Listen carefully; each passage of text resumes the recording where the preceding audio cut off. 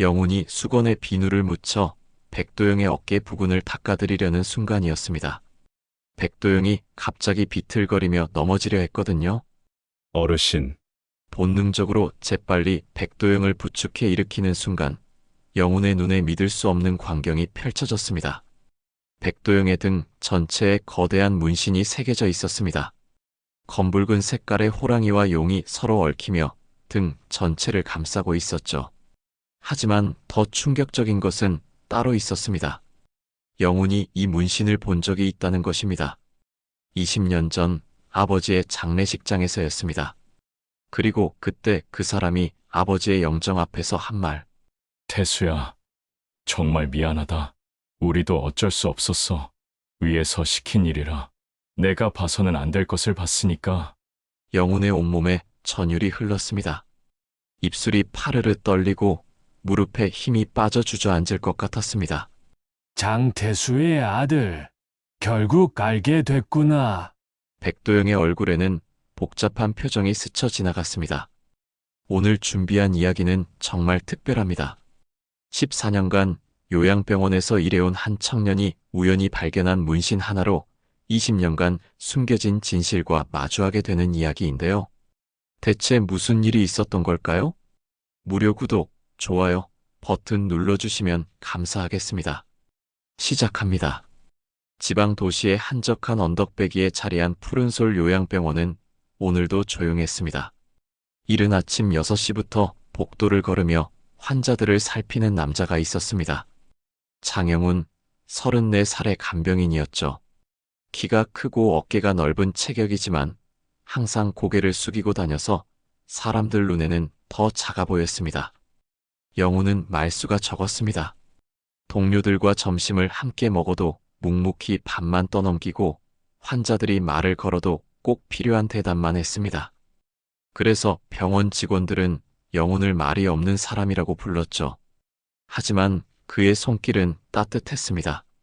거동이 불편한 할머니의 등을 문질러 드릴 때나 치매로 고생하는 할아버지의 손을 잡아드릴 때면 영훈의 눈빛이 한결 부드러워졌습니다. 영훈에게는 남들이 모르는 깊은 상처가 있었습니다. 20살 때 아버지를 잃었거든요. 장태수라는 이름의 아버지는 건설 현장에서 일하는 평범한 노동자였습니다. 매일 새벽 5시에 일어나 현장으로 향하시던 아버지의 거친 손, 저녁에 돌아와 영훈의 머리를 쓰다듬어 주시던 따뜻한 손길이 아직도 생생했습니다. 그런데 어느 날 갑자기 세상이 무너졌습니다. 재개발 현장에서 사고가 났다는 전화를 받았을 때 영훈은 한동안 말을 잃었습니다. 아버지가 철골에 깔려 즉사했다는 소식이었죠. 사고사라고 했지만 영훈의 마음속에는 뭔가 석연치 않은 구석이 있었습니다. 아버지는 현장에서 가장 조심스럽고 꼼꼼한 사람이었거든요. 장례식장에서 만난 아버지의 동료들은 모두 입을 다물고 있었습니다. 그냥 불운한 사고였어라고만 반복했죠. 하지만 영훈은 그들의 시선에서 뭔가 숨기고 있다는 느낌을 받았습니다.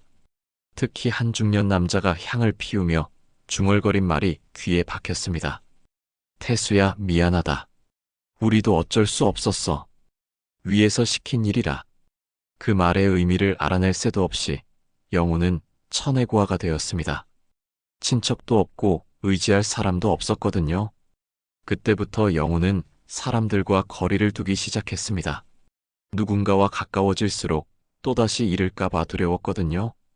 그런 영훈에게 이 요양병원은 피난처 같은 곳이었습니다. 14년 전 이곳에 취직한 뒤로 영훈은 한 번도 자리를 옮기지 않았습니다.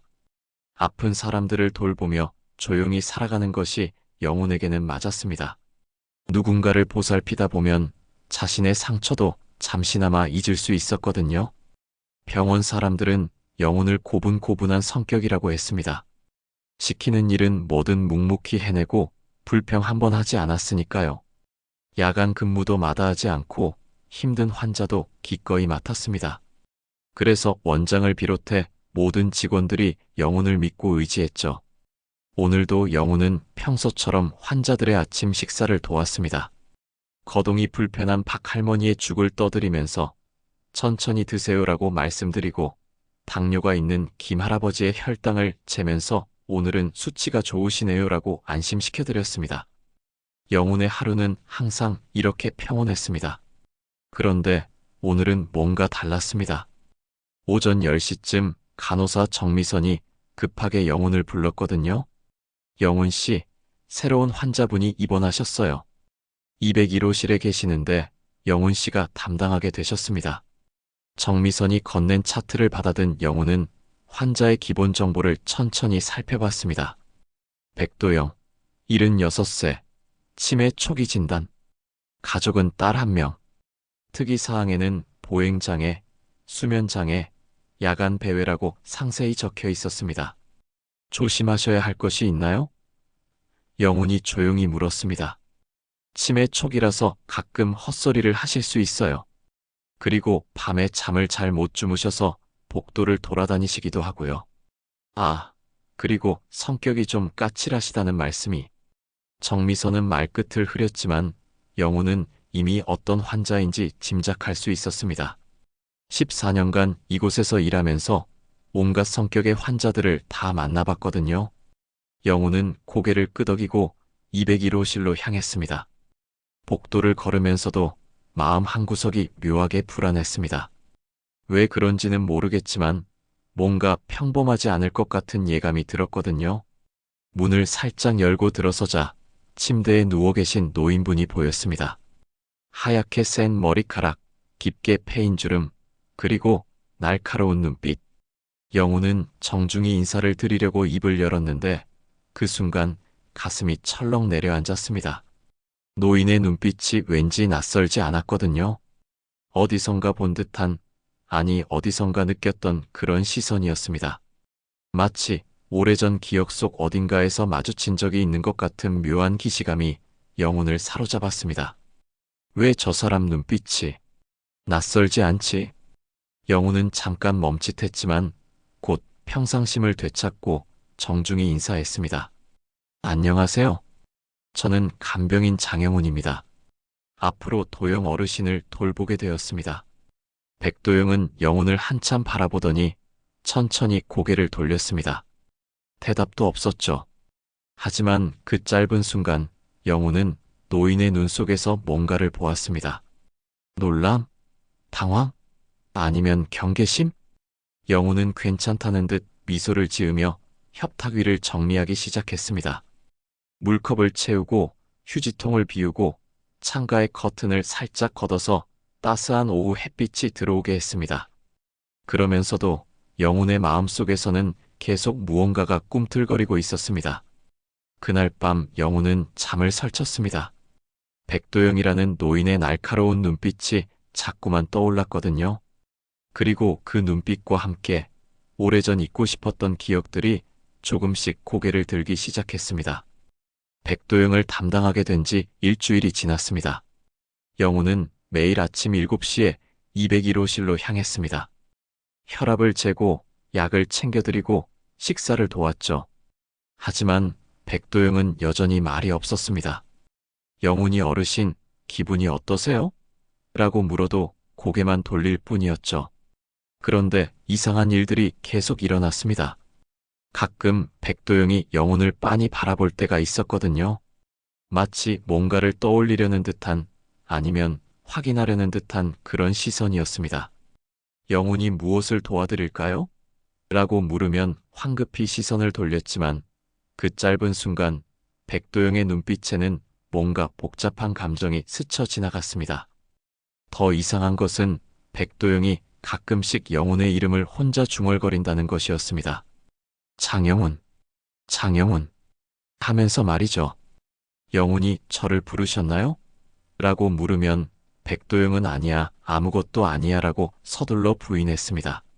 하지만 그 표정에는 뭔가 알고 있다는 듯한 빛이 있었죠. 특히 밤이 되면 백도영의 증상이 심해졌습니다.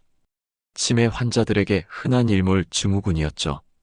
해가 지면 안절부절 못하며 침대에서 일어나려 하고 집에 가야 해, 위험해라고 중얼거리기도 했습니다. 가끔은 태수야, 미안하다라는 말을 반복하기도 했는데 영훈은 그 이름이 아버지 이름과 같다는 것을 몰랐습니다. 영우는 그럴 때마다 옆에 앉아서 등을 토닥여드리며 괜찮으시니까 푹 쉬세요라고 말씀드렸습니다. 그런데 백도영이 영훈의 손길을 느끼면 더욱 불안해하는 것 같았습니다. 마치 죄책감에 시달리는 사람처럼 말이죠. 사흘 전부터 백도영의 보행 상태가 더욱 불안해졌습니다. 화장실을 갈 때도 벽을 짚고 겨우 걸을 정도였죠. 의사는 치매가 진행되면서 나타나는 자연스러운 증상이라고 설명했지만 영우는 걱정이 됐습니다. 76살의 노인이 넘어지면 큰 부상으로 이어질 수 있거든요. 그래서 영우는 백도영이 화장실에 갈 때마다 함께 따라갔습니다. 문 앞에서 기다렸다가 나오실 때 부축해드렸죠. 백도영은 처음에는 혼자 할 수 있어라고 투덜거렸지만 점점 영훈의 도움을 받아들이기 시작했습니다. 하지만 영훈이 가까이 있을 때마다 어딘지 모르게 움츠러드는 것 같았습니다. 오늘도 오후 3시쯤 백도영이 화장실에 가겠다고 했습니다. 평소보다 목소리가 떨리고 있었죠. 영훈은 평소처럼 백도영의 팔을 조심스럽게 잡고 화장실까지 모셨습니다. 그런데 이번에는 뭔가 달랐습니다. 몸을 좀 씻고 싶어. 백도영이 처음으로 자신의 의사를 명확히 표현했거든요. 하지만 그 목소리에는 어딘지 모르게 긴장감이 섞여 있었습니다. 그럼 샤워를 도와드릴게요. 미끄러우니까 조심하세요. 간병인으로 일한 지 14년 영훈은 환자들의 목욕을 도와주는 일에 익숙했습니다. 하지만 오늘따라 마음이 무거웠습니다. 백도영을 볼 때마다 느끼는 그 묘한 기시감이 오늘따라 더욱 강했거든요. 영훈은 욕실 바닥에 미끄럼 방지 매트를 꼼꼼히 깔고 물온도를 손으로 여러 번 확인한 뒤 적당히 맞춰놨습니다. 샤워기 앞에 안전 손잡이도 다시 한번 점검했죠. 그리고 백도영이 옷을 벗는 것을 조심스럽게 도왔습니다. 백도영은 영훈의 도움을 받으며 천천히 샤워 부스에 들어갔습니다. 그런데 평소와 달리 몸을 웅크리고 있었습니다. 마치 뭔가를 숨기려는 듯이 말이죠. 따뜻한 물이 기분 좋으시죠? 혈액순환에도 도움이 되고요. 영훈이 대화를 시도했지만 백도영은 대답하지 않았습니다. 대신 이상하게 몸을 돌려 등을 영훈에게서 멀리하려고 했죠. 어르신, 등 좀 밀어드릴까요? 혼자서는 힘드실 텐데. 한참을 망설이던 백도영이 마침내 입을 열었습니다. 등 좀 밀어줄 수 있나? 목소리에는 어딘지 모르게 체념과 긴장감이 섞여 있었습니다. 마치 피할 수 없는 순간이 왔다는 것을 받아들이는 듯한 그런 어조였죠. 네, 그럼 앞으로 몸을 조금 기울여 주세요. 영훈이 수건에 비누를 묻혀 백도영의 어깨 부근을 닦아드리려는 순간이었습니다. 백도영이 갑자기 비틀거리며 앞으로 넘어가려 했거든요. 욕실 바닥의 물기 때문에 발을 헛디딘 것 같았습니다. 어르신. 영훈은 본능적으로 재빨리 팔을 뻗어 백도영의 몸을 잡아 일으켰습니다. 백도영의 젖은 몸이 영훈의 품에 안기는 순간 시간이 멈춘 것 같았습니다. 영훈의 눈에 믿을 수 없는 광경이 펼쳐졌던 것입니다. 백도영의 등 전체에 거대한 문신이 새겨져 있었습니다. 검붉은 색깔의 호랑이와 용이 서로 얽히며 등 전체를 감싸고 있었죠. 호랑이의 발톱은 마치 살아있는 듯 생생했고 용의 비늘은 하나하나 정교하게 새겨져 있었습니다. 그 섬세한 솜씨는 최고급 조각사의 작품 같았죠. 하지만 더 충격적인 것은 따로 있었습니다. 영훈이 이 문신을 본 적이 있다는 것입니다. 20년 전 아버지의 장례식장에서였습니다. 향을 피우러 온 낯선 남자들이 있었는데 그중 한 명이 검은 정장을 입고 있으면서도 소매를 걷어올린 채로 있었거든요. 그 사람의 팔뚝에서 살짝 보였던 호랑이 문신의 일부분이 바로 이것과 똑같았던 것입니다. 그리고 그때 그 사람이 아버지의 영정 앞에서 한 말. 태수야, 정말 미안하다. 우리도 어쩔 수 없었어. 위에서 시킨 일이라. 내가 봐서는 안 될 것을 봤으니까. 영훈의 온몸에 전율이 흘렀습니다. 입술이 파르르 떨리고 무릎에 힘이 빠져 주저앉을 것 같았습니다. 20년 전 그날의 기억들이 마치 댐이 터진 것처럼 쏟아져 들어왔거든요. 아버지가 돌아가신 재개발 현장에서 목격자들이 수군거린 말들. 정장 입은 사람들이 와서 현장 책임자랑 뭔가 심각하게 이야기하더라. 그 사람들 중에 문신한 무서운 사람이 있었어. 그 뒤로 장태수 씨가 갑자기, 그리고 아버지의 동료가 술에 취해서 울면서 한 말. 태수 형은 알아서는 안 될 것을 알아버렸어. 공사 현장의 비리를 증언하려고 했거든. 그래서 그런 일이. 영우는 그동안 이런 이야기들을 단순한 소문으로 치부했습니다. 사람들이 갑작스러운 사고를 받아들이기 힘들어서 음모론을 만들어낸 것이라고 생각했죠. 아버지의 죽음을 더 의미 있게 만들고 싶어 하는 마음에서 나온 말들이라고 여겼습니다. 하지만 지금 눈앞에 있는 이 문신은 모든 것을 바꿔놓았습니다. 모든 퍼즐 조각들이 맞춰지기 시작했습니다. 이 문신. 분명 그날이었다. 아버지가 죽던 날 그 자리에 있던 남자의 문신이야. 영훈의 입에서 떨리는 목소리가 새어나왔습니다. 백도영은 영훈의 급변한 표정을 눈치챘는지 급히 몸을 돌리려 했지만 이미 모든 것이 드러난 뒤였습니다. 영훈의 머릿속은 하얘졌습니다. 20년 동안 마음속 깊이 묻어두었던 의혹들과 분노가 한꺼번에 터져나왔거든요. 왜 아버지가 그런 끔찍한 사고를 당해야 했는지, 왜 아무도 진실을 말해주지 않았는지, 왜 경찰조차 성의 없이 수사를 마무리했는지, 그리고 왜 지금 그 문신을 한 사람이 자신 앞에 있는지. 아버지. 영훈은 뒤로 비틀거리며 욕실 벽에 등을 기댔습니다. 차가운 타일이 등에 닿았지만 그것보다 더 차가운 것은 영훈의 심장이었습니다. 20년간 품어온 그리움과 분노가 한꺼번에 폭발했습니다. 영훈의 눈앞이 캄캄해졌습니다. 온 세상이 돌아가는 것 같았죠. 그리고 그대로 의식을 잃고 바닥에 쓰러졌습니다.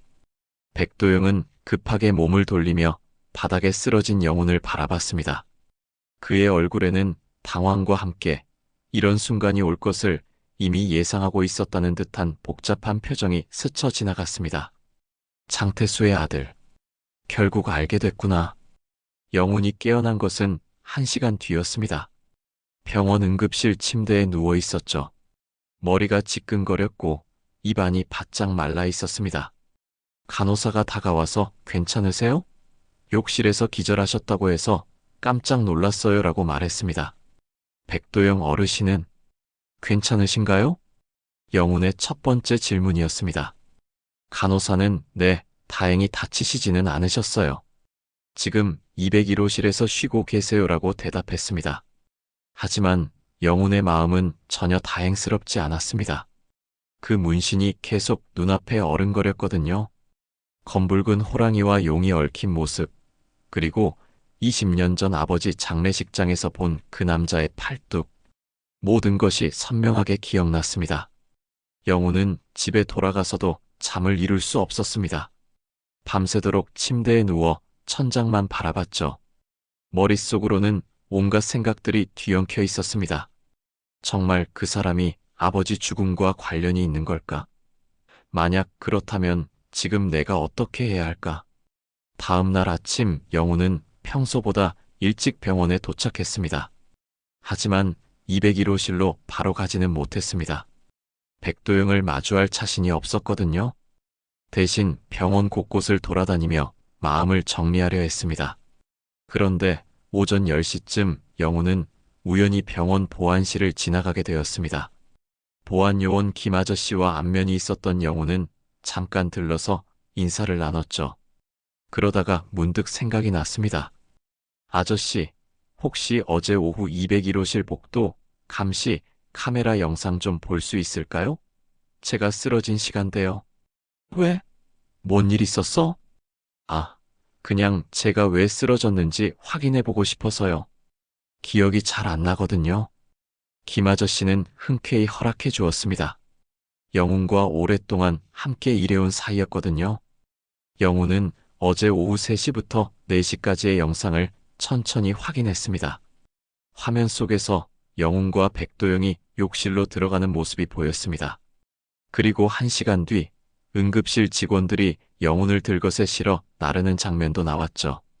하지만 영훈이 정말 보고 싶었던 것은 따로 있었습니다. 백도영이 욕실에서 나온 뒤의 모습이었습니다. 화면 속의 백도영은 분명히 당황한 표정이었습니다. 복도를 이리저리 걸어다니며 뭔가를 중얼거리고 있었죠. 그리고 간호사가 다가와서 뭔가 묻자 백도영은 괜찮다. 그냥 미끄러져서 그런 것 같다고 대답했습니다. 하지만 영훈이 가장 주목한 것은 백도영의 마지막 표정이었습니다. 간호사가 돌아간 뒤 백도영은 한참 동안 허공을 바라보며 결국 알게 됐구나라고 중얼거렸던 것입니다. 영훈의 심장이 다시 빠르게 뛰기 시작했습니다. 이것은 우연이 아니었습니다. 백도영은 분명히 무언가를 알고 있었던 것이죠. 영훈은 보안실을 나와 곧바로 병원 원무과로 향했습니다. 백도영의 정확한 신상 정보를 확인해보고 싶었거든요. 원무과 직원에게 간병 업무상 필요해서요라고 말하며 백도영의 기본 정보를 요청했습니다. 차트를 받아든 영훈은 한 줄 한 줄 꼼꼼히 읽어봤습니다. 이름 백도영, 나이 76세, 주소 서울시 강남구, 직업 건설업 은퇴, 보호자 딸 송혜경. 건설업이라는 단어에 영훈의 손이 멈췄습니다. 아버지도 건설 현장에서 일하셨거든요. 혹시 같은 회사였을까요? 아니면 같은 현장에서 일했을까요? 영훈은 퇴근 후 집으로 돌아가서 컴퓨터를 켰습니다. 인터넷에서 백도영 건설이라고 검색해봤죠. 몇 개의 기사가 나왔습니다. 대부분 10년 전쯤의 기사들이었는데 백도영이 중견건설회사의 회장이었다는 내용이었습니다. 그런데 그 다음에 나온 기사가 영훈을 충격에 빠뜨렸습니다. 20년 전 한 재개발 현장에서 일어난 사망사고에 관한 기사였거든요. 제목은 재개발 현장 노동자 사망, 안전관리 소홀 논란이었습니다. 영훈은 떨리는 손으로 기사를 클릭했습니다. 내용을 읽는 순간 영훈의 온몸이 얼어붙었습니다. 지난 15일 오후 서울시 마포구 재개발 현장에서 노동자 장태수 씨 당시 42세가 철골에 깔려 숨지는 사고가 발생했다. 장 씨는 현장에서 철거 작업을 하던 중 갑자기 무너진 철골 구조물에 깔려 즉사한 것으로 알려졌다. 아버지의 이름이 기사에 나와 있었습니다. 그것도 백도영과 관련된 건설 현장 사고 기사에 말이죠. 영훈은 계속해서 관련 기사들을 찾아봤습니다. 다른 기사에서는 더욱 충격적인 내용을 발견했습니다. 사고 당시 현장 관계자들은 장태수 씨가 평소보다 일찍 퇴근하려 했다고 증언했다. 장 씨는 동료들에게 오늘 중요한 일이 있어서 꼭 일찍 가야 한다고 말한 것으로 알려졌다. 그리고 또 다른 기사. 일부 현장 관계자들은 사고 당일 오후 정장을 입은 사람들이 현장 사무소를 방문했다고 증언했으나 경찰은 사고와 무관한 일반적인 업무 협의였다고 발표했다. 영훈의 머릿속이 복잡해졌습니다. 아버지가 중요한 일 때문에 일찍 퇴근하려 했다는 것, 그날 정장 입은 사람들이 현장에 왔다는 것, 그리고 그 현장이 백도영의 회사와 관련되어 있다는 것. 영훈은 더 자세한 정보를 찾기 위해 아버지의 유품을 뒤져봤습니다. 14년 전 이사할 때 챙겨온 상자 하나가 있었거든요. 그 안에는 아버지의 옷가지와 함께 낡은 수첩 하나가 들어 있었습니다. 수첩을 펼쳐본 영훈은 깜짝 놀랐습니다. 아버지의 필체로 빽빽하게 적힌 메모들이 있었거든요. 대부분은 작업 일정이나 급여에 관한 내용이었지만 마지막 몇 페이지는 달랐습니다. 부실 공사 의혹, 철근 규격 조작, 회장 지시로 은밀히 진행, 증거자료 확보함, 안전을 위해 신고 필요, 내일 신문사 기자와 만날 예정. 그리고 마지막 줄에는 이런 메모가 있었습니다. 만약 내게 무슨 일이 생기면 이 수첩을 영훈이에게. 영훈의 눈에서 눈물이 흘러내렸습니다. 아버지는 무언가를 알고 있었던 것입니다. 그리고 그것을 세상에 알리려고 했던 것이죠. 하지만 그 전날 사고를 당하셨던 것입니다. 영훈은 수첩을 꽉 쥐고 생각했습니다. 이것이 우연일까요? 아버지가 부정을 폭로하려던 바로 그 전날 사고로 돌아가신 것이. 그리고 지금 그 회사의 회장이었던 백도영이 자신 앞에 나타난 것이. 영훈의 마음속에서 분노가 끓어올랐습니다. 20년 동안 묻어두었던 의문들이 하나씩 해답을 찾아가고 있었거든요. 하지만 동시에 두려움도 있었습니다. 이 모든 것이 사실이라면 자신은 아버지를 죽음으로 몰고 간 사람을 지금 돌보고 있는 것이니까요. 영훈은 그날 밤 한잠도 잘 수 없었습니다. 아버지의 수첩을 읽고 또 읽으며 생각에 잠겼죠. 내일 백도영과 마주했을 때 어떻게 해야 할지, 이 진실을 어떻게 확인해야 할지 말입니다. 새벽이 되어서야 영훈은 결심을 굳혔습니다. 진실을 밝혀내야 한다고. 아버지를 위해서, 그리고 자신을 위해서 말입니다. 다음 날 아침 영훈은 평소보다 2시간 일찍 병원에 도착했습니다. 밤새 잠을 설친 탓에 눈가에 다크서클이 짙게 패여 있었죠. 하지만 영훈의 눈빛은 그 어느 때보다 또렷했습니다. 진실을 밝혀내겠다는 결심으로 가득했거든요. 영훈은 곧바로 201호실로 향하지 않고 먼저 병원 전산실로 갔습니다. 전산실에서 일하는 후배 정민호와 안면이 있었거든요. 정민호는 영훈을 보자 반가워했습니다. 형, 이렇게 일찍 오시다니 웬일이에요? 민호야, 부탁이 하나 있어. 201호실 백도영 어르신 관련해서 말이야. 영훈은 조심스럽게 말을 꺼냈습니다.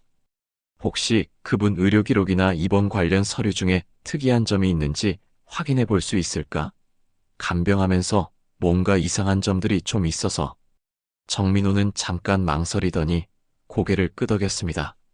형이니까 봐드리는 거예요. 원래는 안 되는 건데.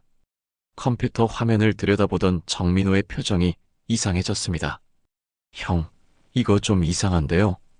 백도영 씨 기록이 몇 번 수정되었네요. 그것도 입원 당일에. 수정? 뭐가 수정됐는데? 처음에는 보호자가 아들 백준호로 되어 있었는데 나중에 딸 송혜경으로 바뀌었어요. 그리고 직업도 처음엔 도급업체 대표였다가 건설업 은퇴로 수정됐고요. 영훈의 심장이 빠르게 뛰기 시작했습니다. 왜 입원 당일에 기록을 수정했을까요? 그리고 송혜경이라는 이름은 어디선가 들어본 것 같았습니다. 민호야, 그 송혜경이라는 사람, 혹시 우리 병원 직원인가? 정민호가 직원 데이터베이스를 검색해 보더니 놀란 표정을 지었습니다. 맞아요. 송혜경, 42세. 우리 병원 원무과장이에요. 형도 알 텐데요? 영훈은 충격을 받았습니다. 원무과장 송혜경이 백도영의 딸이었다는 것입니다. 그렇다면 백도영의 입원은 우연이 아니었던 것이죠. 딸이 직접 아버지를 이 병원에 입원시킨 것이었습니다. 더욱 놀라운 것은 송혜경이 아버지의 의료 기록을 직접 조작했다는 사실이었습니다. 왜 그랬을까요? 뭔가 숨기고 싶은 것이 있었던 걸까요? 민호야, 혹시 삭제된 기록도 복구할 수 있어? 글쎄요. 시스템 관리자 권한이 있어야 하는데. 아, 잠깐만요. 정민호가 뭔가 떠올랐다는 듯 키보드를 두드렸습니다. 형, 이거 봐요. 백도영 씨 초기 진료 의뢰서에 특이 사항이 적혀 있었는데 나중에 삭제됐네요. 뭐라고 적혀 있었는데? 환자가 과거 충격적 사건으로 인한 죄책감과 불안 증세 호소, 특정 이름 장태수를 반복적으로 언급하며 사죄하는 모습 보임이라고 되어 있어요. 영훈은 온몸에 전율이 흘렀습니다. 백도영이 아버지의 이름을 언급하며 사죄했다는 것입니다.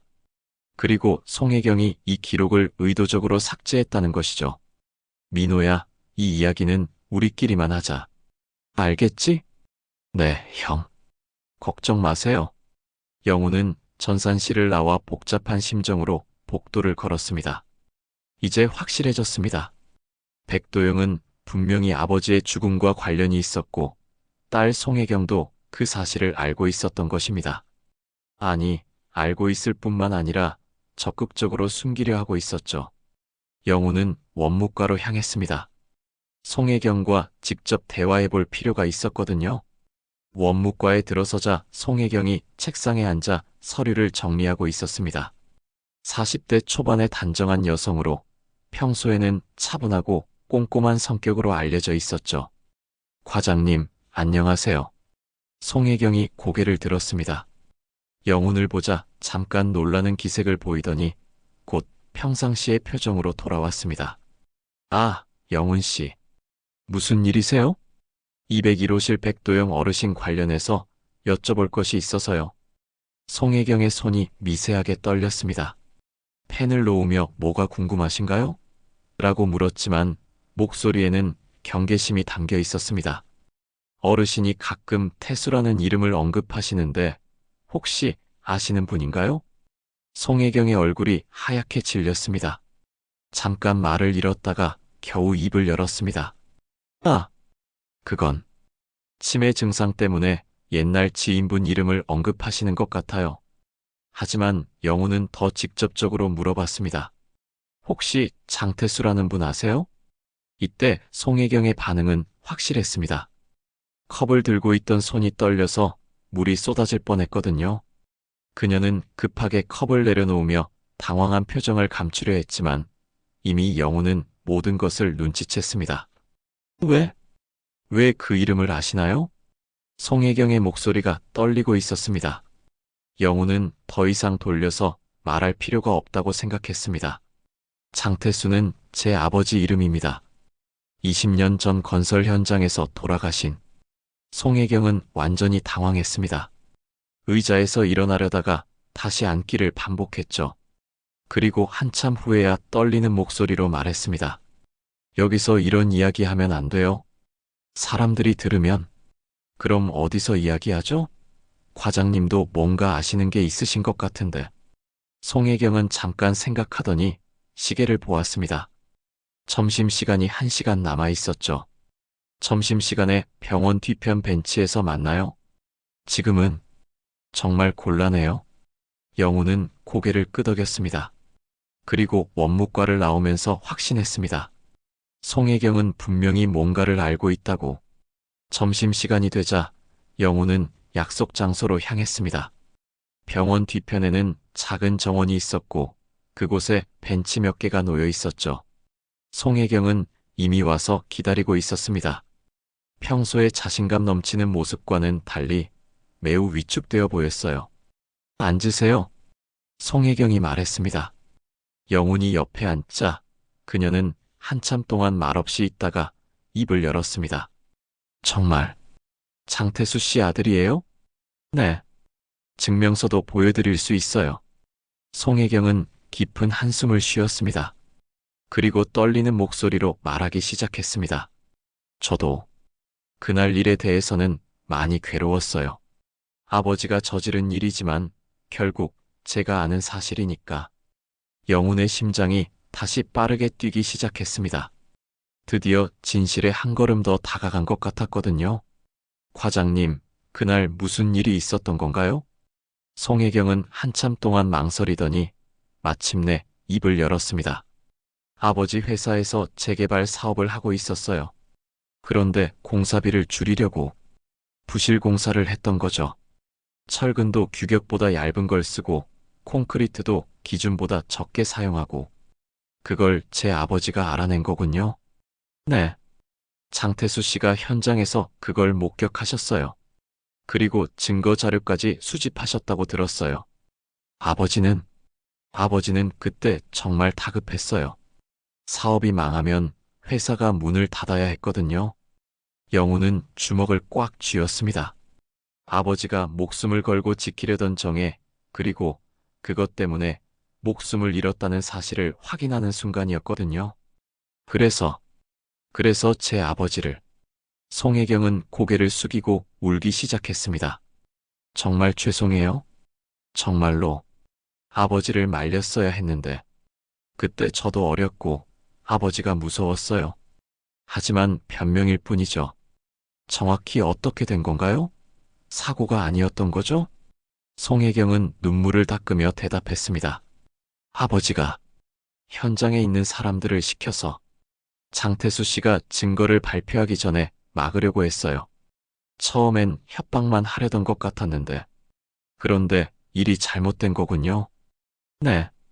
장태수 씨가 끝까지 굴복하지 않으셨대요. 그래서 실제로 송혜경은 더 이상 말을 잇지 못했습니다. 하지만 영우는 모든 것을 이해했습니다. 아버지는 정말로 살해당했던 것입니다. 정의를 위해 싸우다가 영우는 분노와 슬픔이 한꺼번에 밀려오는 것을 느꼈습니다. 20년 동안 품어온 의욕이 마침내 확신으로 바뀌는 순간이었죠. 과장님은 그걸 알고도 지금까지 가만히 있었던 건가요? 아니에요. 저는 아버지를 이 병원에 입원시킨 이유가 있어요. 송혜경이 고개를 들었습니다. 눈물 범벅이 된 얼굴로 영훈을 바라보며 말했습니다. 아버지가 치매에 걸리면서 그날 일을 계속 중얼거리기 시작했어요. 태수야 미안하다. 내가 죽여놓고라면서. 저는 아버지가 죽기 전에 그 죄책감에서 벗어나게 해주고 싶었어요. 그래서 저를 담당으로 배정한 건가요? 아니에요. 그건 정말 우연이었어요. 하지만 성함을 듣고 혹시나 해서 확인해 봤더니 영우는 모든 퍼즐이 맞춰지는 것을 느꼈습니다. 우연 같았던 만남이 실은 운명이었던 것이죠. 과장님, 이제 어떻게 할 건가요? 진실을 밝혀야 하지 않을까요? 송혜경은 한참 동안 침묵하다가 대답했습니다. 선택권을 당신에게 드릴게요. 저는 어떤 선택을 하셔도 따르겠어요. 송혜경과의 대화를 마친 후 영우는 하루 종일 혼란스러웠습니다. 이제 모든 진실을 알았지만 정작 어떻게 해야 할지 모르겠었거든요. 복수를 해야 할까요? 아니면 용서를 해야 할까요? 아버지라면 뭐라고 하셨을까요? 오후 내내 영우는 평상시처럼 다른 환자들을 돌봤지만 마음은 온통 201호실에 가 있었습니다. 백도영과 마주해야 하는 순간이 올 텐데 그때 어떤 표정으로, 어떤 마음으로 그 사람을 봐야 할지 알 수가 없었거든요. 저녁 6시가 되어서야 영우는 마침내 201호실 문 앞에 섰습니다. 문 너머로 백도영의 목소리가 들렸습니다. 누군가와 전화 통화를 하고 있는 것 같았죠. 혜경아, 그 간병인 말이야. 장태수 아들이 맞나? 영훈의 심장이 쿵 떨어졌습니다. 백도영이 자신의 정체를 알고 있었던 것입니다.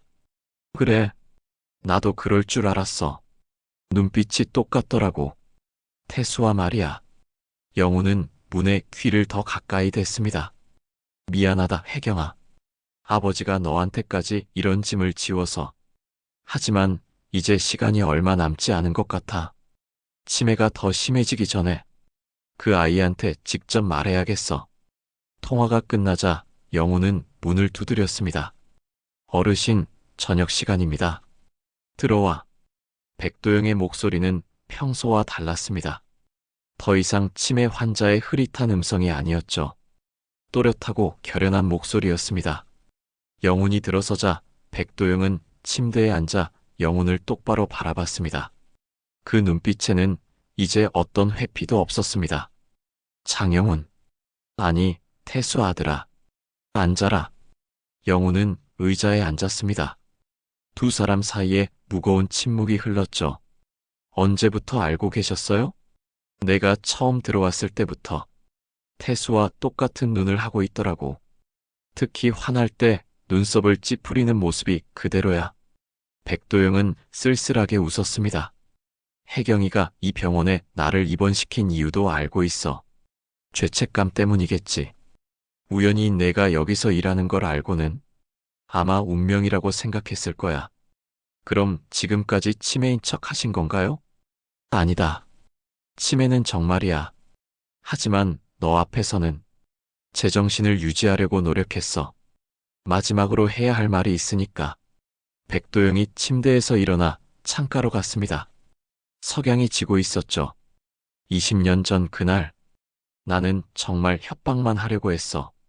태수가 증거를 공개하지 않게만 막으면 된다고 생각했거든. 영우는 주먹을 꽉 쥐었습니다. 하지만 끝까지 들어봐야 했습니다.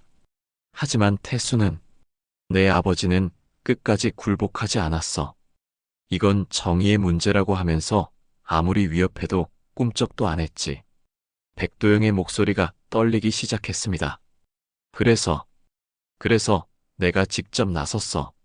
마지막으로 한 번 더 설득해 보려고. 하지만 태수는 나를 보자마자 당신 같은 사람과는 더 이상 할 말이 없다고 하면서 돌아서더라고. 그래서 어떻게 하신 건가요? 영훈의 목소리는 차갑게 식어 있었습니다. 백도영은 한참 동안 침묵하다가 입을 열었습니다. 내가 뒤에서 철근을 밀었어. 처음엔 그냥 위협하려던 것뿐이었는데 태수가 넘어지면서 머리를 강하게 부딪혔어. 그 순간 모든 게 끝났지. 영훈은 온몸이 얼어붙는 것을 느꼈습니다. 드디어 진실을 들었습니다. 아버지는 정말로 살해당했던 것입니다. 사고로 위장하는 건 쉬웠어. 현장에 내 사람들이 있었으니까. 경찰도 돈으로 해결했고, 백도영이 영훈 쪽으로 돌아섰습니다. 그의 얼굴에는 20년 동안 쌓인 죄책감이 고스란히 드러나 있었죠. 미안하다. 정말 미안해. 매일 밤 태수 생각에 잠을 못 잤어. 그래서 술로 견뎠고, 나중에는 약에 의존했지. 그러다가 치매까지 왔어. 영훈은 분노가 치밀어 오르는 것을 느꼈습니다. 20년 동안 아버지를 그리워하며 살았던 자신의 인생, 진실을 모른 채 혼자서 견뎠던 모든 시간들이 떠올랐거든요. 어르신은 그동안 편하게 사셨겠네요. 회장님으로 떵떵거리면서. 편했다고? 하루도 편한 날이 없었어.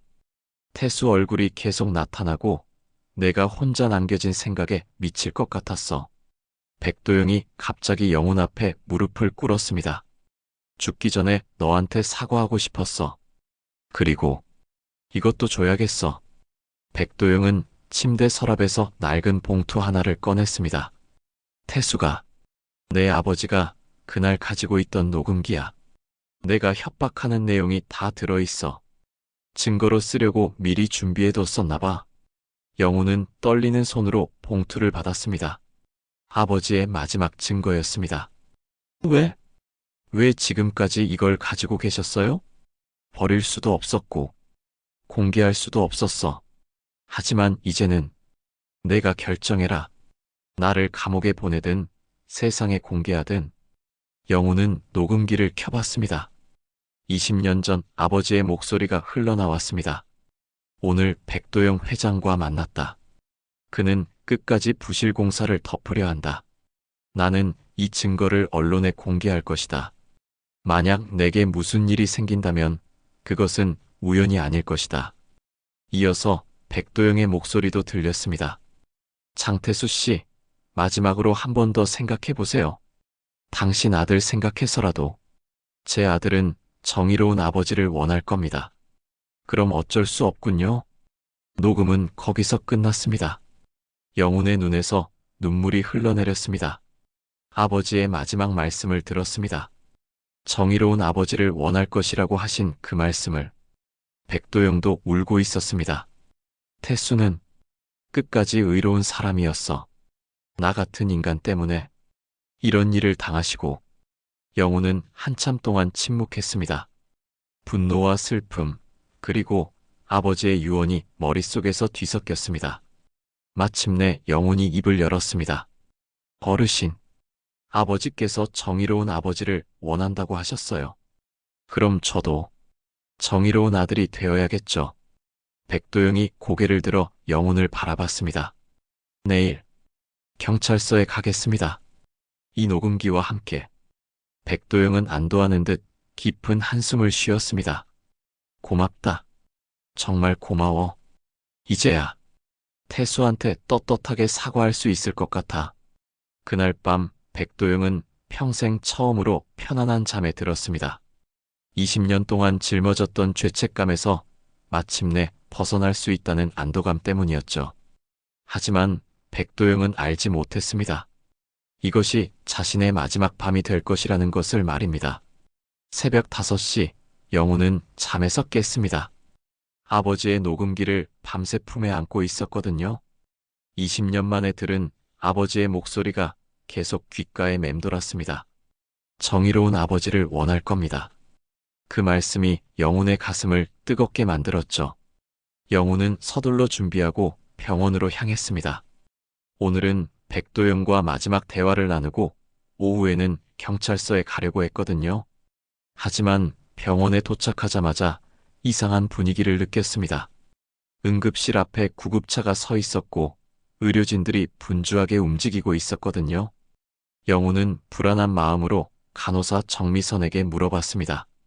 무슨 일 있었나요? 아, 영훈 씨. 201호실 백도영 씨가 새벽에 갑자기 호흡 곤란을 일으켜서 응급실로 옮겼어요. 영훈의 머릿속이 하얘졌습니다. 어젯밤 그렇게 편안해 보였던 백도영에게 무슨 일이 생긴 걸까요? 지금 상태는 어때요? 의식은 있으시지만 상태가 좋지 않으세요. 아마 스트레스성 심근경색 같아요. 영훈은 급하게 응급실로 달려갔습니다. 백도영은 산소 마스크를 쓰고 침대에 누워 있었죠. 얼굴이 창백했고 숨쉬기도 힘들어 보였습니다. 백도영은 영훈을 보자 손짓으로 가까이 오라고 했습니다. 영훈이 다가가자 백도영이 산소 마스크를 잠깐 벗고 힘없는 목소리로 말했습니다. 영훈아, 미안해. 마지막까지 너한테 부담을 주는구나. 어르신, 말씀하지 마세요. 치료에 집중하세요. 아니야. 내 시간이 얼마 남지 않은 것 같아. 어젯밤에 20년 만에 처음으로 태수 꿈을 꿨어. 화내지 않고 웃으면서 나타나더라고. 영훈의 눈에 눈물이 맺혔습니다. 백도영이 정말 죽어가고 있다는 것을 직감했거든요. 혜경이가 올 때까지만 기다려줘. 마지막으로 할 말이 있어. 1시간 후 송혜경이 병원에 도착했습니다. 그녀도 아버지의 상태를 보자 울음을 터뜨렸죠. 백도영은 딸과 영훈을 모두 침대 옆으로 불렀습니다. 혜경아, 영훈아, 내가 죽고 나면 모든 걸 세상에 알려라. 송혜경이 놀라며 말했습니다. 아버지, 무슨 소리세요? 치료받으시면. 아니야. 이미 늦었어. 나는 20년 동안 죄인으로 살았어. 이제 진실을 밝힐 때야. 백도영이 힘겹게 손을 뻗어 영훈의 손을 잡았습니다. 영훈아, 내 아버지는 정말 훌륭한 사람이었어. 나 같은 악인 때문에 세상을 떠났지만 그분이, 정의는 살아있어. 영훈은 더 이상 참을 수 없었습니다. 20년 동안 억눌렀던 감정이 한꺼번에 터져나왔거든요. 어르신, 정말 죄송해요. 저도 어르신을 미워했어요. 하지만 이제는 아버지 말씀대로 용서하고 싶어요. 백도영의 얼굴에 평화로운 미소가 번졌습니다. 고맙다. 정말 고마워. 이제 태수한테 떳떳하게 갈 수 있을 것 같아. 그때 송혜경이 아버지에게 다가가 손을 잡았습니다. 아버지, 저도 함께 책임질게요. 그동안 숨기고 있었던 것 다 공개하겠어요. 백도영이 딸을 바라보며 고개를 끄덕였습니다. 그리고 다시 영훈을 향해 말했습니다. 영훈아, 내 방에 금고가 있어. 비밀번호는 태수 생일 9월 15일. 거기에 모든 증거가 들어있어. 영훈은 놀랐습니다. 백도영이 아버지의 생일까지 기억하고 있었다니. 부실공사, 증거 서류, 경찰 매수, 내역, 모든 게 다 있어. 태수한테 미안해서 버릴 수가 없었거든. 백도영의 숨소리가 점점 가빠졌습니다. 의료진들이 다시 몰려왔지만 백도영은 마지막 힘을 짜내어 말했습니다. 영훈아, 내 아버지 자랑스러워해. 너 같은 아들을 두어서. 그리고 백도영은 조용히 눈을 감았습니다. 심전도 기계에서 길게 B- 소리가 울렸죠. 영훈과 송혜경은 한참 동안 말없이 서 있었습니다. 복잡한 감정들이 마음속에서 뒤엉켜 있었거든요. 분노, 슬픔, 용서, 그리고 해방감까지. 장례는 조용히 치러졌습니다. 송혜경은 아버지의 유언대로 모든 진실을 공개하기로 결심했거든요.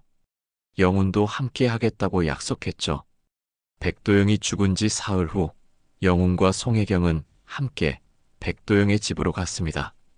금고를 열어보니 정말로 모든 증거가 들어 있었습니다. 부실공사 지시서, 경찰 매수 영수증, 그리고 다른 피해자들의 명단까지. 가장 위에는 영훈에게 보내는 편지가 있었습니다. 영훈아, 이 편지를 읽고 있다면 나는 이미 세상을 떠났을 것이다. 20년 동안 내 아버지께 사과하고 싶었지만 죄책감과 두려움 때문에 숨어 살았다. 너를 만나고 나서야 비로소 용기가 났다. 내 아버지 장태수님은 정말 훌륭한 분이셨다. 끝까지 신념을 지키려 하셨고 불의에 굴복하지 않으셨다. 나는 그런 분을 해쳤다. 용서받을 수 없는 죄를 지었다. 하지만 너는 다르다. 내 안에서 아버지의 정의로운 모습을 봤다. 그리고 용서하는 마음도 봤다. 나는 마지막에 그 용서를 받고 평안하게 갈 수 있게 되었다. 이 증거들로 진실을 밝혀라. 그리고 다른 피해자들에게도 정의를 되돌려 주어라. 그것이 내가 할 수 있는 마지막 속죄다. 정말 미안했고 고마웠다. 백도영 올림. 영훈은 편지를 읽으며 또다시 눈물을 흘렸습니다. 이번에는 분노의 눈물이 아니라 복잡한 감정의 눈물이었죠. 영훈 씨, 내일 기자회견 하는 거 맞죠? 송혜경이 물었습니다. 영훈은 고개를 끄덕였습니다. 네. 아버지와 어르신, 그리고 다른 피해자들을 위해서라도 해야죠. 저도 모든 걸 말하겠어요. 제가 알고 있던 것, 숨겼던 것 모두요. 영훈은 창밖을 바라봤습니다. 석양이 지고 있었죠. 20년 만에 처음으로 영훈의 마음에도 평화가 찾아오고 있었습니다. 내일이면 모든 진실이 세상에 알려질 것입니다. 아버지의 억울함도 풀리고 백도영의 속죄도 완성될 것이죠. 그리고 영훈 자신도 마침내 과거에서 자유로워질 수 있을 것입니다. 영훈은 가슴에 품고 있던 아버지의 녹음기를 꺼내 쥐어봤습니다. 내일이면 이 녹음기도 세상의 빛을 보게 될 것입니다. 아버지의 마지막 음성과 함께 말이죠. 아버지, 이제 정의가 실현될 거예요. 조금만 더 기다려주세요. 다음 날 오전 10시 서울시청 기자회견장은 기자들로 가득 찼습니다. 20년 전 건설 현장 사고 진실 공개라는 제목의 기자회견 소식이 알려지자 각종 언론사에서 몰려온 것이죠. 영훈과 송혜경은 준비한 자료들을 앞에 놓고 긴장한 표정으로 앉아 있었습니다. 송혜경이 먼저 입을 열었습니다. 안녕하세요. 저는 백도영의 딸 송혜경입니다. 오늘 이 자리에서 20년 전 제 아버지가 저지른 범죄에 대해 진실을 밝히고자 합니다. 기자들이 웅성거리기 시작했습니다. 송혜경은 떨리는 목소리로 계속했습니다. 1999년 9월 14일 마포구 재개발 현장에서 일어난 장태수 씨 사망 사건은 사고가 아닙니다. 제 아버지 백도영이 계획적으로 저지른 살인입니다. 회견장이 순간 조용해졌습니다. 그리고 곧 플래시가 터지기 시작했죠. 아버지는 부실공사 은폐를 위해 이를 폭로하려던 장태수 씨를 살해했습니다. 그리고 현장을 사고로 조작하고 경찰까지 매수했습니다. 기자 중 한 명이 손을 들었습니다. 증거가 있습니까? 송혜경이 영훈을 바라봤습니다. 영훈은 고개를 끄덕이며 일어서서 녹음기를 꺼냈습니다. 저는 장태수의 아들 장영훈입니다. 이것은 제 아버지가 사망 당일 녹음한 백도영과의 마지막 대화입니다.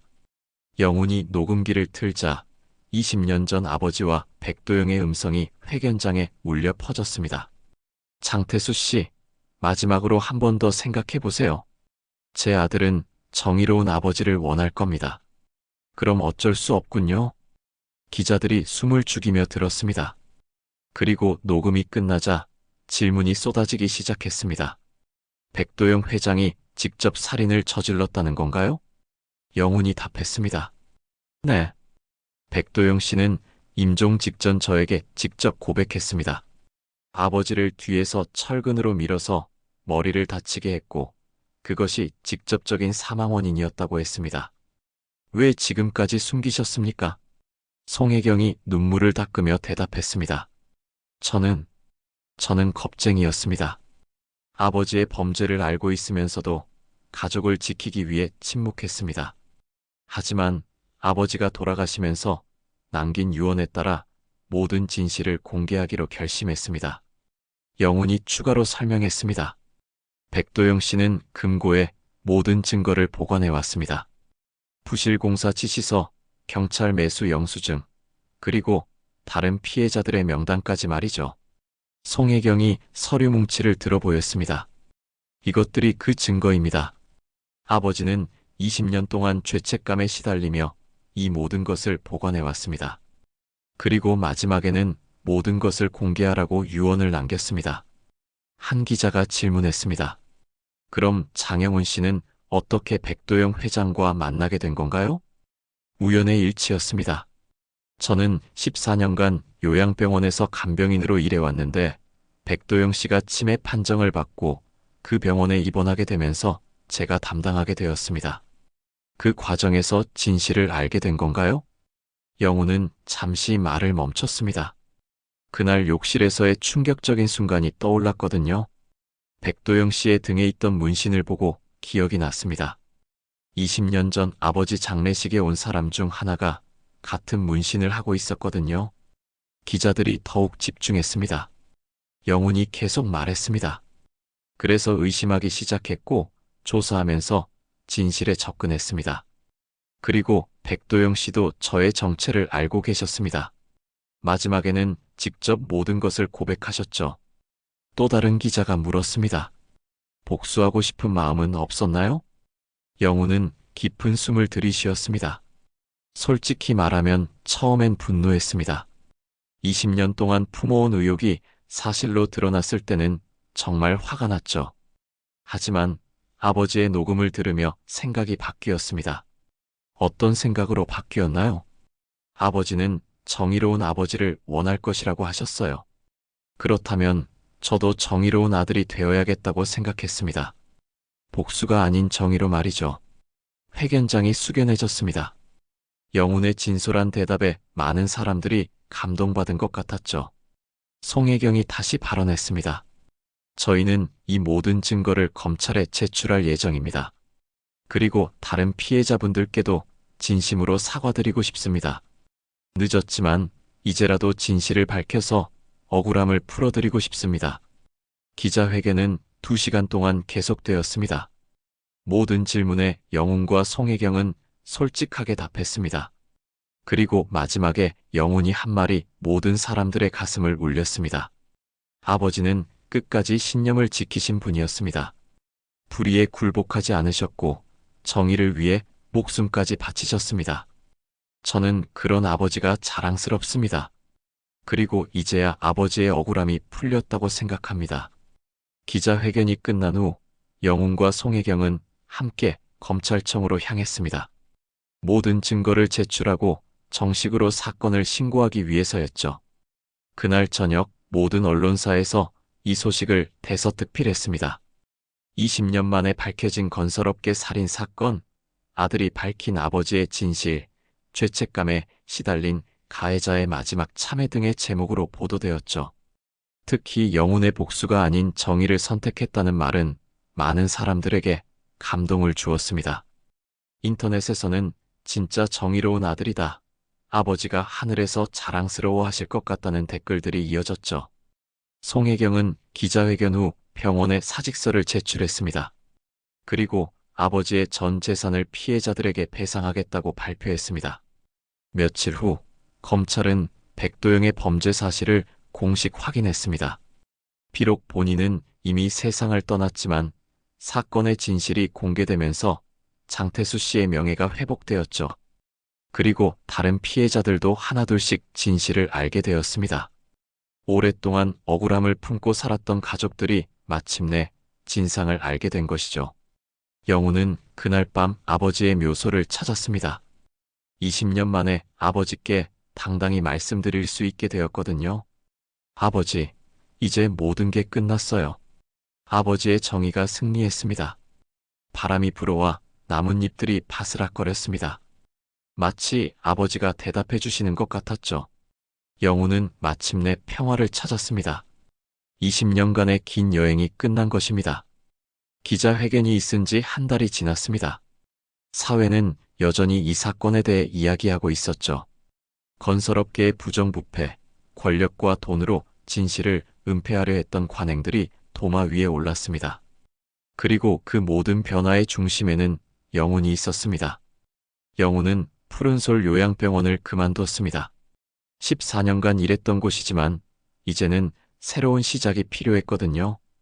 동료들은 아쉬워했지만 모두 영훈의 결정을 이해해줬습니다. 영훈 씨가 아버지 일 때문에 얼마나 힘들었을지 알겠어요. 이제 정말 자유롭게 사세요. 간호사 정미선이 마지막 인사를 건넸습니다. 영훈은 고마운 마음으로 고개를 숙였죠. 영훈의 새로운 일터는 시민단체였습니다. 건설 현장 안전과 노동자 권익 보호를 위한 단체에서 일하기로 한 것이죠. 아버지가 목숨을 걸고 지키려던 가치를 이어가고 싶었거든요. 첫 출근 날 영훈은 단체 사무실 벽에 걸린 표어를 보며 가슴이 뭉클했습니다. 노동자의 생명이 가장 소중합니다라는 문구였죠. 아버지가 평생 믿고 살았던 가치와 똑같았습니다. 영훈 씨, 반갑습니다. 저는 이 단체 대표 김민수입니다. 40대 후반의 남성이 다가와 악수를 청했습니다. 김민수는 20년 전부터 건설 현장 안전을 위해 싸워온 활동가였죠. 영훈 씨 아버지 일로 많은 걸 느꼈어요. 우리가 왜 이 일을 해야 하는지 다시 한번 깨닫게 되었죠. 영훈은 김민수의 진솔한 말에 감동받았습니다. 아버지의 죽음이 헛되지 않았다는 것을 다시 한번 확인할 수 있었거든요. 새로운 직장에서 영훈은 현장을 직접 찾아다니며 노동자들의 안전 실태를 점검하는 일을 맡았습니다. 위험한 환경에서 일하는 분들을 보면 아버지가 떠올랐죠. 그럴 때마다 영훈은 더욱 열심히 일했습니다. 어느 날 영훈은 한 재개발 현장을 점검하러 갔습니다. 그런데 그곳이 바로 20년 전 아버지가 돌아가신 현장 근처였습니다. 지금은 완전히 새로운 모습으로 바뀌어 있었지만 영훈은 묘한 감정을 느꼈습니다. 현장에서 만난 한 노동자 할아버지가 영훈을 알아봤습니다. 당신 혹시 장태수 씨 아들이시죠? 뉴스에서 봤는데. 네, 맞습니다. 아, 반갑습니다. 저도 그때 이 근처 현장에서 일했거든요. 태수 형님, 정말 좋은 분이셨는데. 할아버지의 눈시울이 붉어졌습니다. 그때 우리 모두 알고 있었어요. 태수 형님이 정말로는 어떻게 돌아가셨는지. 하지만 무서워서 아무도 말 못했죠. 이제라도 진실이 밝혀져서 다행입니다. 영훈은 할아버지의 손을 꽉 잡았습니다. 아버지를 기억해주는 분이 아직도 계시다는 사실에 감격했거든요. 아버지가 하늘에서 기뻐하실 거예요. 이렇게 기억해 주셔서 감사합니다. 그날 저녁 영훈은 송혜경으로부터 전화를 받았습니다. 그녀는 아버지의 재산 정리를 모두 마쳤다고 했습니다. 영훈 씨, 피해자분들께 배상금을 모두 전달했어요. 그리고 남은 돈으로는 건설 현장 안전을 위한 재단을 만들려고 해요. 정말 좋은 일이네요.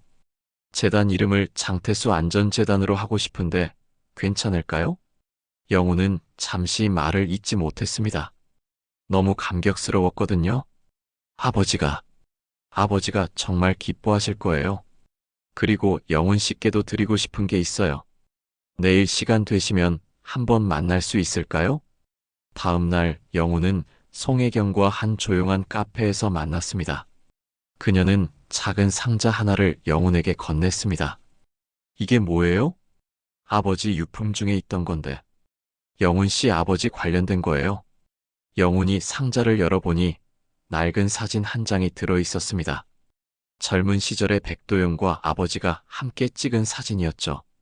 둘 다 작업복을 입고 환하게 웃고 있었습니다. 이게 어떻게? 아버지가 일기에 적어놨더라고요. 처음 현장에서 만났을 때 태수 씨와 찍은 사진이라고. 그때는 정말 좋은 사이였던 것 같아요. 영우는 사진을 바라보며 복잡한 심정이 되었습니다. 아버지와 백도영이 한때는 동료였다는 사실이 새롭게 느껴졌거든요. 아버지 일기에는 이런 말도 적혀 있었어요.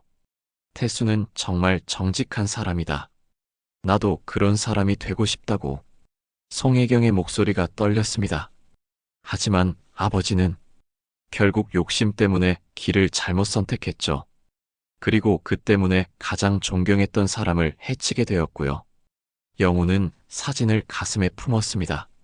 아버지와 백도영의 젊은 시절 모습이 마음을 아프게 했지만 동시에 위로가 되었습니다. 혜경 씨, 이 사진 정말 고마워요. 아버지의 또 다른 모습을 볼 수 있게 되었네요. 몇 개월이 더 지났습니다. 영우는 새로운 일에 완전히 적응했고 여러 현장에서 안전 점검과 개선 활동을 펼치고 있었습니다. 그의 이름은 이제 업계에서 꽤 알려져 있었죠. 어느 날 영우는 한 현장에서 젊은 노동자를 만났습니다. 그 청년은 위험한 작업을 하면서도 안전수칙을 제대로 지키지 않고 있었거든요. 위험해요. 안전모를 제대로 써주세요. 영훈이 다가가자 청년이 귀찮다는 듯이 대답했습니다. 아, 괜찮아요. 이 정도는 아무것도 아니에요. 아무것도 아닌 게 아니에요. 한 번의 실수가 생명을 잃을 수 있어요. 영훈의 진지한 목소리에 청년이 고개를 들었습니다. 제 아버지도 현장에서 일하셨어요. 그리고 안전수칙을 지키려다가 목숨을 잃으셨어요. 정확히는 안전을 위해 싸우시다가. 영훈이 자신의 이야기를 들려주자 청년의 표정이 진지해졌습니다. 아버지는 끝까지 신념을 지키셨어요. 그래서 저도 아버지의 뜻을 이어가려고 해요. 한 사람이라도 더 안전하게 일할 수 있도록 말이에요. 청년은 고개를 끄덕이며 안전모를 제대로 착용했습니다. 감사합니다. 앞으로 조심하겠어요. 그날 저녁 영훈은 아버지 묘소를 찾았습니다. 정기적으로 찾아뵙는 날이었거든요. 묘비 앞에 꽃을 놓고 무릎을 꿇었습니다. 아버지, 오늘도 현장에서 일했어요. 한 명의 젊은 친구가 안전의 중요성을 깨달았어요. 아버지가 하시려던 일을 제가 계속하고 있어요. 바람이 불어 나뭇잎들이 바스락거렸습니다. 영우는 가슴에서 그 오래된 사진을 꺼내 보였습니다. 아버지, 이 사진 보세요. 젊은 시절 백도영 씨와 함께 찍으신 거래요. 참 행복해 보이세요. 영우는 사진을 바라보며 생각했습니다. 사람의 등 뒤에는 정말로 진실이 남는다는 것을. 백도영의 등에 새겨진 문신처럼 아버지의 등에는 정의와 신념이 새겨져 있었다는 것을. 아버지, 저도 아버지처럼 살겠어요. 등 뒤에 부끄럽지 않은 삶을 새기며 살겠어요. 영우는 일어서서 하늘을 바라봤습니다. 석양이 지고 있었지만 그의 마음은 따뜻했습니다. 20년의 긴 여행이 끝나고 이제 새로운 시작이 기다리고 있었거든요. 멀리서 건설 현장의 소음이 들렸습니다. 오늘도 누군가는 그곳에서 땀 흘려 일하고 있을 것입니다. 그리고 영우는 내일도 그들을 위해 일할 것입니다. 아버지의 정의가 그리고 진실이 영원히 살아있도록 말입니다. 그날 나는 알았다. 인간의 등 뒤에는 진실이 남는다는 걸. 여러분, 어떠셨나요? 영훈이의 이야기, 정말 마음 깊이 와닿지 않으셨나요? 20년간 품어온 의욕과 분노를 복수가 아닌 정의로 풀어낸 영훈이의 선택. 그리고 마지막까지 참회하며 진실을 남긴 백도영의 모습. 정말 많은 생각이 드는 이야기였습니다. 인간의 등 뒤에는 진실이 남는다. 이 마지막 말씀이 오늘 하루 여러분의 마음에 오래도록 남았으면 좋겠어요. 오늘 이야기가 감동적이셨다면 무료 좋아요 버튼 꾹 눌러주시고 아직 구독하지 않으신 분들은 무료 구독과 알림 설정도 부탁드려요. 감사합니다.